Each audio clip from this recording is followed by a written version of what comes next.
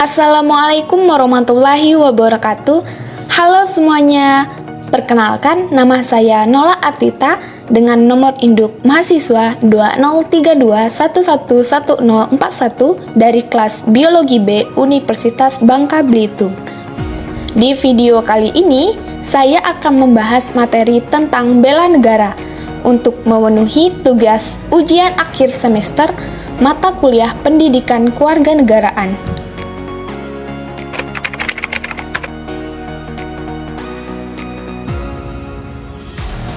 Pengertian bela negara menurut Pasal 9 Ayat 1 huruf A Undang-Undang Nomor 3 Tahun 2002 tentang Pertahanan Negara adalah sikap dan perilaku warga negara yang dijiwai oleh kecintaannya kepada Negara Kesatuan Republik Indonesia yang berdasarkan Pancasila dan Undang-Undang Dasar 1945 dalam menjalin kelangsungan hidup bangsa dan negara yang seutuhnya. Oleh karena itu, secara definisi bela negara sendiri sebenarnya merupakan pertama, jiwa kecintaan kepada Negara Kesatuan Republik Indonesia yang berdasarkan Pancasila dan Undang-Undang Dasar 1945 dalam menjalin kelangsungan hidup bangsa dan negara. 2. Kewajiban dasar manusia.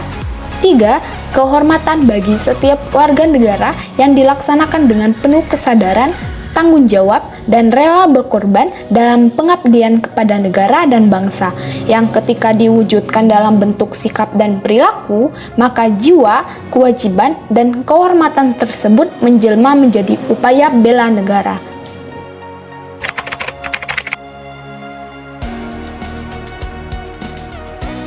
Menurut Sutarman tahun 2011, bela negara ada dua macam, yaitu secara fisik dan non-fisik.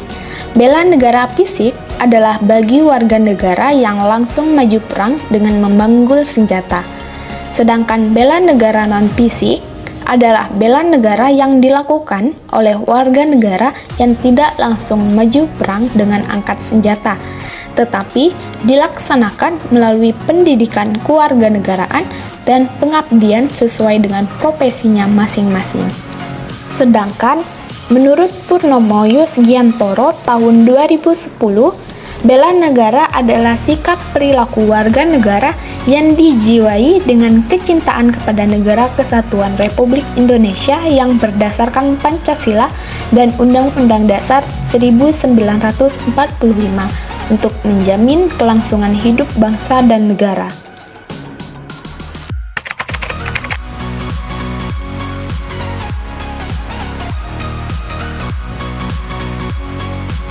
Bela negara bukan sekedar menjadi tanggung jawab TNI dan polisi saja, tetapi merupakan tanggung jawab semua komponen bangsa termasuk generasi muda di era digital saat ini.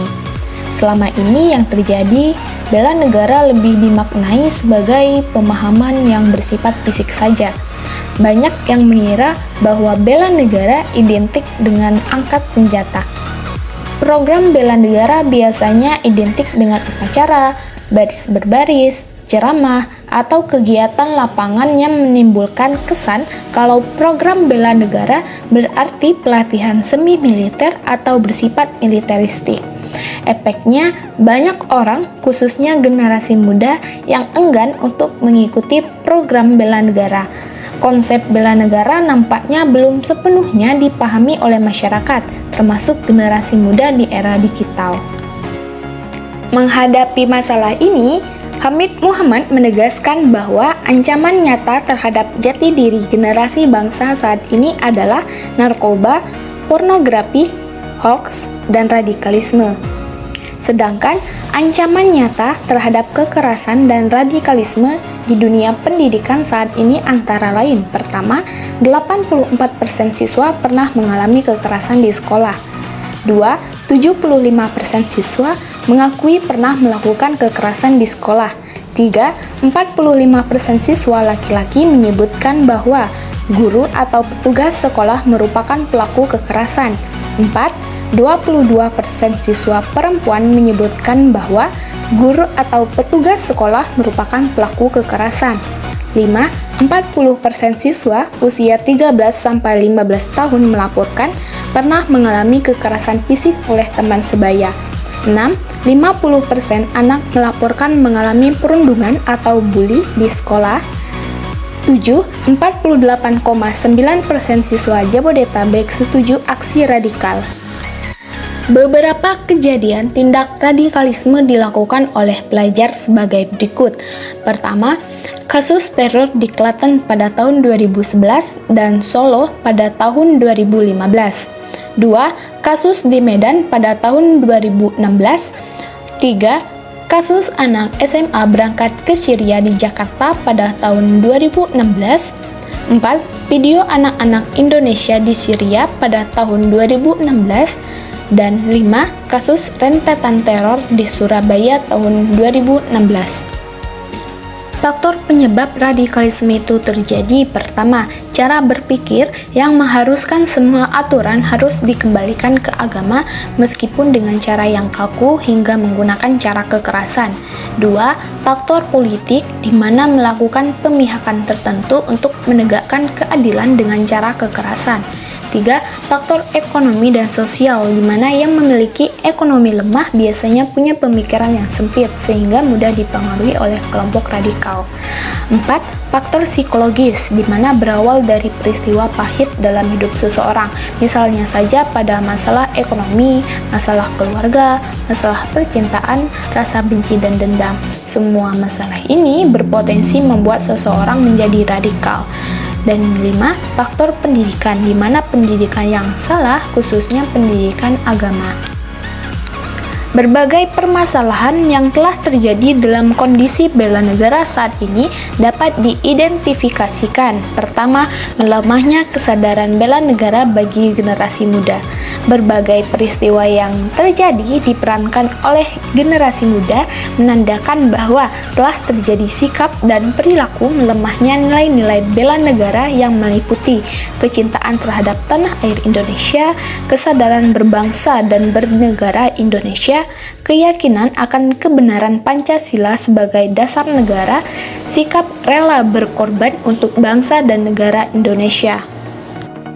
2. Kesadaran bela negara belum optimal dan membudaya dalam kehidupan nasional.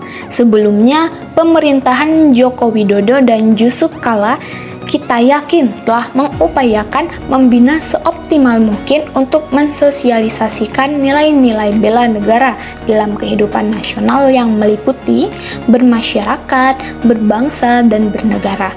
Upaya mensosialisasikan melalui pendidikan dan pelatihan, ceramah, diskusi, dan lain-lain bertujuan untuk membentuk budaya karakter bangsa yang nasionalisme dan berjiwa patriotisme.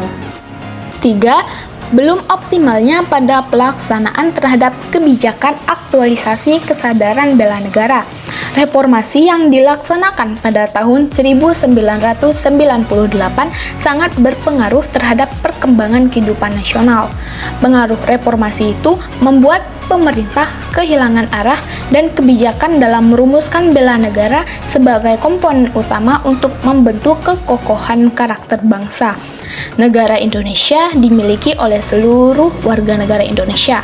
Dengan demikian, setiap peraturan perundang-undangan yang dibentuk dalam rangka untuk mengatur kehidupan berbangsa, bernegara, dan bermasyarakat tentunya mengikutsertakan seluruh partisipasi generasi muda melalui penjaringan aspirasi yang berkembang di tengah-tengah masyarakat. Dan yang terakhir, kurikulum pendidikan nasional memuat sangat sedikit materi bela negara. Kurikulum pendidikan nasional secara formal yang dimulai dari taman kanak-kanak sampai perguruan tinggi memuat materi bela negara sangat minim. Padahal pembentukan karakter bangsa itu dimulai sejak dini, ketika anak-anak masih duduk di bangku taman kanak-kanak. Apabila anak-anak dibentuk rasa nasionalisme, wawasan kebangsaan, nilai-nilai Pancasila, maka akan tumbuh sikap bela negara yang militan.